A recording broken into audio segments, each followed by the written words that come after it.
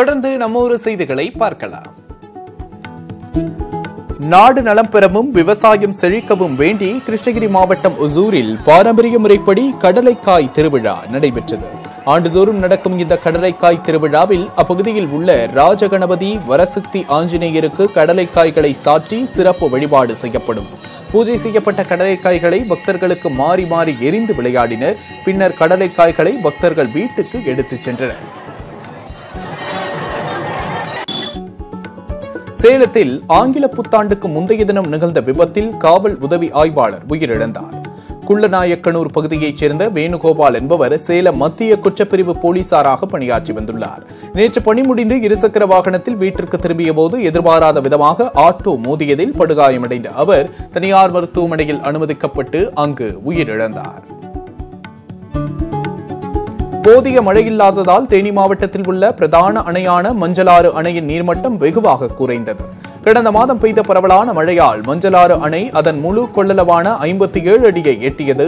மேற்கு தொடர்ச்சி மலைப்பகுதியில் மழை பொழிவு வெகுவாக குறைந்ததால் மஞ்சளாறு அணைக்கு வரும் நீர்வரத்தும் முற்றிலும் குறைந்து போனது. இதனால் அணையின் நீர்மட்டம் 49 அடியாக சரிய தொடங்கியுள்ளது. அணையின் நீர் இருப்பு 321 மில்லியன் கனஅடியாகவும் வெளியேற்றம் 60 கனஅடியாகவும் இருக்கிறது. தூத்துக்குடி மாவட்டம் கோவில்பட்டி கால்நடை மருத்துவமனையில் காலியாக உள்ள பணியிடங்களை நிரப்ப வலியுறுத்தி பாரதிய கிசான் சங்கத்தினர் மருத்துவமனையை முற்றுகையிட்டனர். கால்நடைகளுக்கு கோமாரி நோய் போன்ற பல்வேறு நோய்கள் பரவி வரும் நிலையில் அரசு கால்நடை மருத்துவமனையில் போதிய பணியாளர்கள் இல்லை என்றும் இதனால் சிகிச்சை அளிக்க முடியாத கால்நடைகள் உயிரிழந்துள்ளதாகவும் குற்றம் சாட்டினர். மேலும் மருத்துவ பணியாளர்களை விரைவில் பணியில் அமர்த்தி கால்நடைகளுக்கு சிகிச்சை அளிக்க வேண்டும் என கோரி கால்நடை மருத்துவரிடம் மனு ஒன்றையும் அளித்தனர். சென்னையை அடுத்த திருவொற்றியூர் பகுதியில் சிசிடிவி கண்காணிப்பு கேமராக்கள் பொருத்தும் நிகழ்ச்சி நடைபெற்றது. 7 இடங்களில் சிசிடிவி கண்காணிப்பு கேமராக்களை போலீசார் பொருத்தினர். இந்த நிகழ்ச்சியில் சிறப்பு விருந்தினராக பங்கேற்ற புதுவண்ணாரப்பேட்டை துணை ஆணையர் ரபலி பிரியா குற்றவாளிகளை பிடிக்க இந்த சிசிடிவி கேமராக்கள் உதவியாக இருக்கும் என தெரிவித்தார். தொடர்ந்து பிளாஸ்டிக் ஒழிப்பு குறித்த விழிப்புணர்வை ஏற்படுத்தும் விதமாக பொதுமக்களுக்கு துணிப்பைகளும் வழங்கப்பட்டது.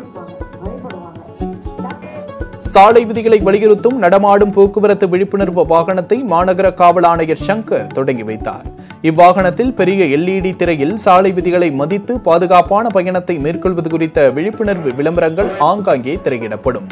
பாதுகாப்பான பயணத்தை மேற்கொள்ள வேண்டும் என காவல் ஆணையர் அறிவுறுத்தினார். முன்னதாக பேருந்து நிலையத்தில் உள்ள பயணிகள் மற்றும் பொதுமக்களுக்கு கேக் கொடுத்து புத்தாண்டு வாழ்த்துக்களை கூறி மகிழ்ந்தனர். திருவள்ளூர் மாவட்டம் அத்திப்பட்டு வடசென்னை அனல்மின் நிலையத்திலிருந்து வெளியேற்றப்படும் சாம்பல் கழிவால் சுற்றுச்சூழல் பாதிப்பு ஏற்படுவதாக அப்பகுதி மக்கள் குற்றம் சாட்டியுள்ளனர். அனல்மின் நிலையத்திலிருந்து வெளியேற்றப்படும் சாம்பல் கழிவுகள் கொசஸ்தலை ஆற்றுப்படுகை மற்றும் சதுப்பு நிலக்காடுகளில் கொட்டப்படுகின்றன. இதனால் அப்பகுதி முழுவதும் சாம்பல் மேடாக காட்சியளிப்பதுடன் சுற்றுச்சூழல் மாசடைந்து வருகிறது. இவற்றை கட்டுப்படுத்த உரிய அதிகாரிகள் நடவடிக்கை எடுக்க வேண்டும் என அப்பகுதி மக்கள் கோரிக்கை விடுத்துள்ளனர். கொடைக்கானல் சீனிவாசபுரம் பகுதியில் 100 அடி பள்ளத்தில் மினி வேன் கவிழ்ந்து விபத்துக்குள்ளானது. இதில் ஓட்டுநர் சிறு காயங்களுடன் உயிர் தப்பினார். வத்தலகுண்டு சாலையில் சென்று கொண்டிருந்த பிக்கப் வேன் ஓட்டுநரின் கட்டுப்பாட்டை இழந்து தடுப்புச் சுவரை இடித்து தள்ளி பள்ளத்தில் கவிழ்ந்தது. அதனை பார்த்த அப்பகுதி மக்கள் சிறு காயங்களுடன் தவித்துக் கொண்டிருந்த ஓட்டுநரை மீட்டு மருத்துவமனையில் சேர்த்தனர். தகவலறிந்து வந்த போலீசார் பள்ளத்தில் கவிழ்ந்த வேனை மீட்டு விசாரணை நடத்தி வருகின்றனர். திருச்செந்தூர் அருகே உள்ள குலசேகரப்பட்டினம் முத்தாரம்மன் கோவிலுக்கு அதிக பக்தர்கள் வந்ததற்காக இந்தியன் மற்றும் ஆசியன் ரெக்கார்ட் சான்றிதழ்கள் வழங்கும் நிகழ்ச்சி நடந்தது. இந்த ஆண்டு நடந்த தசரா திருவிழாவில்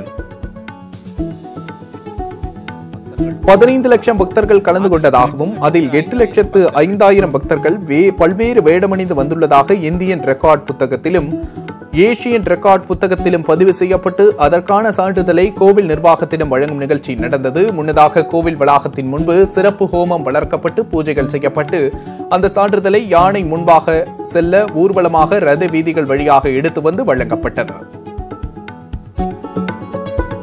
தேனி மாவட்டம் பெரியகுளம் அருகே உள்ள தாமரைக்குளம் தொடக்க கூட்டுறவு வேளாண் கடசங்க தேர்தலில் அமமுக கட்சியைச் சேர்ந்தவர் தலைவராகவும் திமுகவை சேர்ந்தவர் துணைத் தலைவராகவும் தேர்ந்தெடுக்கப்பட்டுள்ளனர்.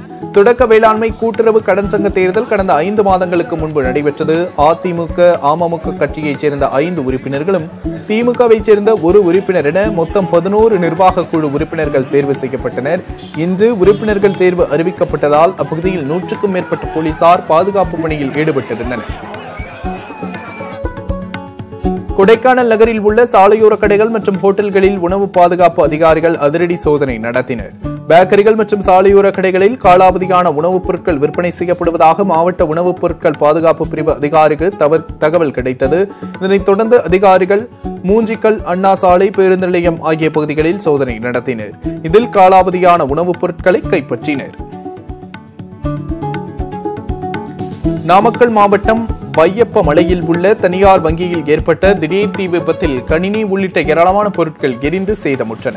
இரவு 11 மணியளவில் சவுத் இந்தியன் வங்கியிலிருந்து கரும்புகை வந்ததை பார்த்த மக்கள் தீயணைப்புத் துறைக்கு தகவல் கொடுத்தனர். 1 மணி நேரம் போராடி தீயை அணைத்த அவர்கள் எனினும் கணினி, மேசை, நாற்காலி, ஆவணங்கள் உள்ளிட்டவை எரிந்து சாம்பலாகின. இரும்பு பெட்டகத்திலிருந்து சுமார் 20 லட்சம் ரூபாய் மற்றும் லாக்கரில் இருந்த தங்க நகைகள் தப்பின. நாகையிலிருந்து 5 லட்சம் மதிப்பிலான மரக்கன்றுகளை விநியோகிக்கும் பசுமை மீட்பு நிகழ்ச்சி நடைபெற்றது.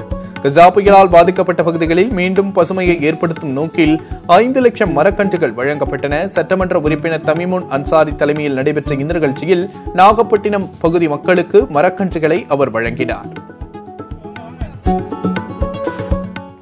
சென்னை காசிமேடு பகுதியில் புத்தாண்டு கொண்டாட்டத்திற்காக தனியார் நிறுவனத்தில் சம்பளம் வாங்கிச் சென்ற இளைஞரை பின்தொடர்ந்த அடையாளம் தெரியாத நபர்கள் கத்தியால் வெட்டி சென்றுள்ளனர். இதில் காயமடைந்த லோகேஷ் என்பவர் ஸ்டான்லி மருத்துவமனையில் அனுமதிக்கப்பட்டுள்ளார். விசாரணையில் காசிமேடு பகுதியைச் சேர்ந்த ரிஷி கண்ணன் என்பவர் கஞ்சா போதையில் வழிப்பறி செய்தது தெரியவந்தது. இதனையடுத்து அவரை கைது செய்த போலீசார் புழல் சிறையில் அடைத்தனர். காஞ்சிபுரத்தில் தனியார் ஸ்கேன் மையத்தின் அலட்சியத்தால் பச்சிளம் குழந்தை உயிருக்கு ஆபத்தான நிலையில் தவித்து வருவதாக பெற்றோர் குற்றம் சாட்டியிருக்கின்றனர். ஜி நாராயணபாளையத்தைச் சேர்ந்த ராஜா பெருந்தேவி தம்பதி மேல்மருவத்தூரைச் சேர்ந்த ரமேஷ் என்பவர் நடத்தி வரும் ஸ்கேன் மையத்தில் ஸ்கேன் எடுத்துள்ளனர். குழந்தை நன்றாக இருக்கிறது என அறிக்கை தரப்பட்ட நிலையில் கடந்த மாதம் குழந்தை பிறந்துள்ளது. குழந்தையின் முதுகில் ஒரு பெரிய கட்டி இருந்ததால் மருத்துவர்கள் அதிர்ச்சியடைந்தனர். ஏற்கனவே எடுத்த ஸ்கேன் அறிக்கையில் குறைபாடு இருந்தது குறித்து மருத்துவர்கள் தெரிவித்தனர். அம்மையத்தின் மீது நடவடிக்கை எடுக்க வேண்டும் என பெற்றோர் வலியுறுத்தியுள்ளனர். ஏழைகளுக்கான நிதியை பயன்படுத்தி பொங்கல் பரிசு தொகுப்பு வழங்க புதுச்சேரி முதலமைச்சர் நாராயணசாமி விரும்புகிறார் என ஆளுநர் கிரண்பேடி குற்றம் சாட்டியிருக்கிறார். புதுச்சேரி மக்களுக்கு பொங்கல் தொகுப்பு முன்கூட்டியே வழங்க வேண்டும் என நாராயணசாமி கூறி வருகிறார். இதுகுறித்து அவர் வெளியிட்டுள்ள அறிக்கையில் இலவச அரிசி திட்டத்திற்கே நிதி பற்றாக்குறை இருக்கும் நிலையில் பொங்கல் பரிசு தொகுப்பு வழங்க நிதி எங்கே இருக்கிறது என கேள்வி எழுப்பினார். தூத்துக்குடி மாவட்ட ஆட்சியர் அலுவலகத்தில் ஏழை பெண்களுக்கான திருமண உதவித்தொகை மற்றும் தாலிக்கு தங்கம் வழங்கும் நிகழ்ச்சி நடைபெற்றது. சமூக நலத்துறையின் சார்பில் நடைபெற்ற இந்த நிகழ்ச்சியில் 792 பெண்களுக்கு 4,97 லட்சம் மதிப்பில் 8 கிராம் தங்கம் மற்றும் திருமண உதவித்தொகையை அமைச்சர் கடம்பூர் ராஜு வழங்கினார். நிகழ்ச்சியில் மாவட்ட ஆட்சியர் சந்தீப் நந்தூரி, அரசு அதிகாரிகள் என திரளானோர் பங்கேற்றனர். தன் மனைவிக்கு ரத்தம் ஏற்றப்பட்டது தொடர்பாக ஆவணங்களை அழிக்க முயற்சி நடப்பதாக சேலம் மாவட்ட ஆட்சியர் அலுவலகத்தில் மேச்சேரி பெண்ணின் கணவர் புகார் மனுவை அளித்திருக்கிறார். சேலம் மேச்சேரியைச் சேர்ந்த பெண்ணுக்கு பிரசவத்தின் போது அரசு மருத்துவமனையில் ரத்தம் ஏற்றப்பட்டுள்ளது. அதன் பிறகே HIV பாதிப்பு ஏற்பட்டதாக அந்த பெண்ணும் அவரது கணவரும் புகார் தெரிவித்துள்ளனர். தனது மனைவிக்கு ரத்தம் ஏற்றப்பட்டது தொடர்பான ஆவணங்களை அழிக்க முயற்சிப்பதாக கூறி அந்த ஆவணங்களை தகவல் அறியும் உரிமைச் சட்டத்தின் கீழ் வழங்க வேண்டும் என ஆட்சியர் அலுவலகத்தில் அவர் மனு அளித்திருக்கிறார். இத்துடன் நம்ம ஒரு செய்தி தொகுப்பு நிறைவடைகிறது. தொடரும் பல அண்மை செய்திகளுக்கு இணைந்திருங்கள் நியூஸ் 18 தமிழ்நாடுடன்.